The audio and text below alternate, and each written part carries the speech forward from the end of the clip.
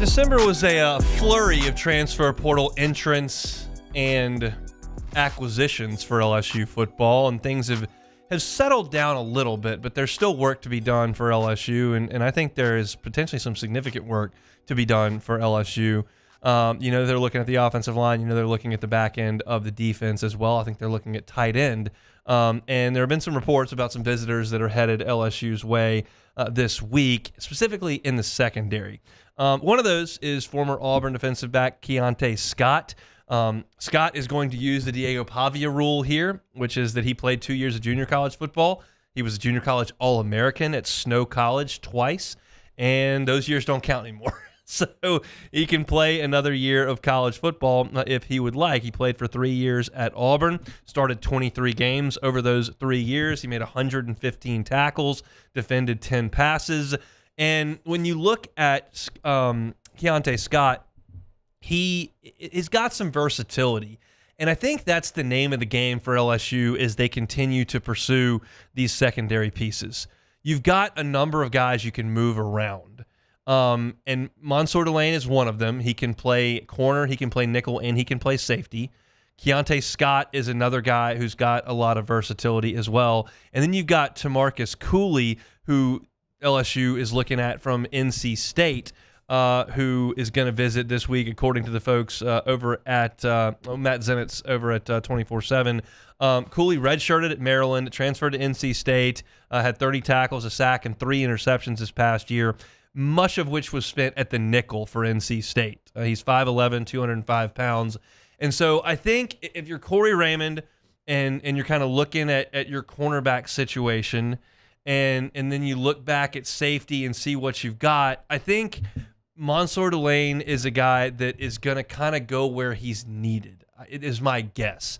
You've got out on the corner some guys that you feel pretty good about. You feel good about Jakeem Jackson. Ashton Stamps returns for what could be his third year out there as a potential starter. DJ Pickett is certainly going to be at corner.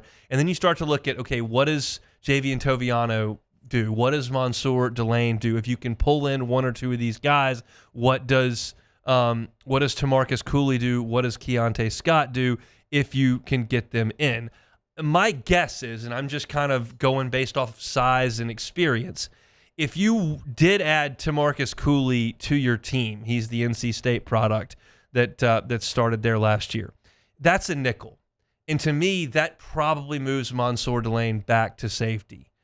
If you go into the portal and land some big-time safety that's 6'2", 220 pounds, and has started for 2 years of the Power 5, then I think Mansoor Delane kind of fits back in towards the line of scrimmage, maybe at the nickel spot.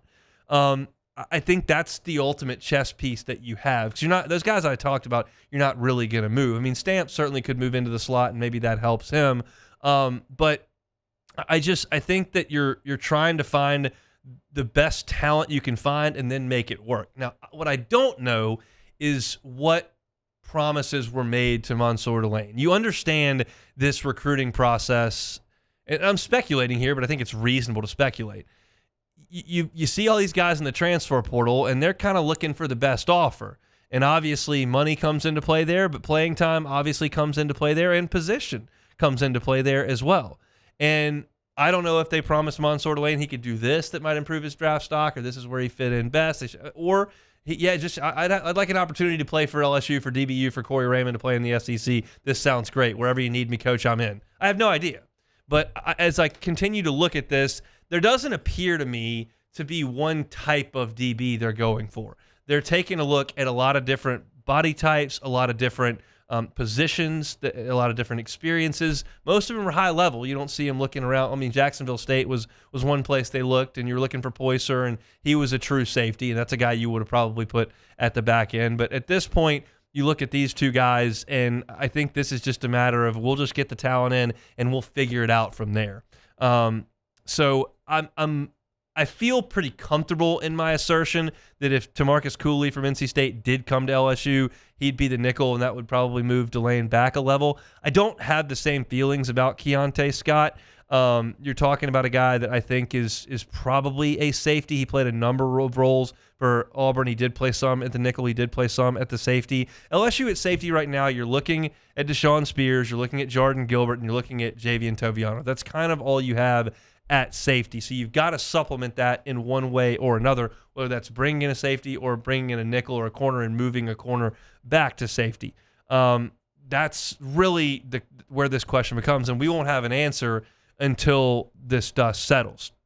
I'm looking at Sports Illustrated's reporting that Keante Scott will be at LSU this week. As I mentioned, 24/7 said that Cooley is going to visit basically the entire SEC over the next couple of weeks. Ole Miss early in the week, then LSU Thursday, Missouri on Friday, and Kentucky on Saturday. So I got a feeling that LSU is going to stand up pretty tall against Missouri and Kentucky in terms of NIL funds and just general opportunity. When it comes to Ole Miss, you never know. That's a battle that LSU is probably going to have to fight significantly in the transfer portal era. The Rebs are once again kind of dumping their money in here. So we know that the Rebs have taken Sage Ryan in. Do they want to take TaMarcus Cooley in as well? We'll just have to see, but you can stay tuned for the next couple of days to see how all of that goes. There's one more transfer portal name that was reported today that LSU is potentially looking at, and it makes a ton of sense when you think about it. Donovan Green, who's a Texas A&M tight end, is in the transfer portal, and Pete Nakos of On3 is reporting that he will visit LSU at the end of this week. Donovan Green caught a touchdown against LSU 2 years ago in that win that A&M had against the Tigers in College Station. He has not done much of anything since that day. That team did not make a bowl game. He tore his ACL prior to the 2023 season.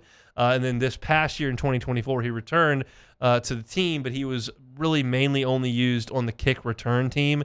He did not do a lot on offense. He only played in 2 games offensively. If you're hearing that and you're going, are you kidding me? You're taking some kid who couldn't even get on the field on Texas A&M's offense? Well, hear me out. Donovan Green started 4 games as a freshman. He made 22 catches for 233 yards and a couple of touchdowns, including the one, as I mentioned, that was against LSU. He's also 6'4", 265 pounds. I'm not asking Donovan Green to come into LSU and to replicate Mason Taylor's production. I'm asking Donovan Green to come join a group with Bauer Sharp and Trey'Dez Green and J.D. LaFleur and be a 4th-year college player who weighs damn near 270 pounds that can get in there and block somebody. Like, that's what I need him to do.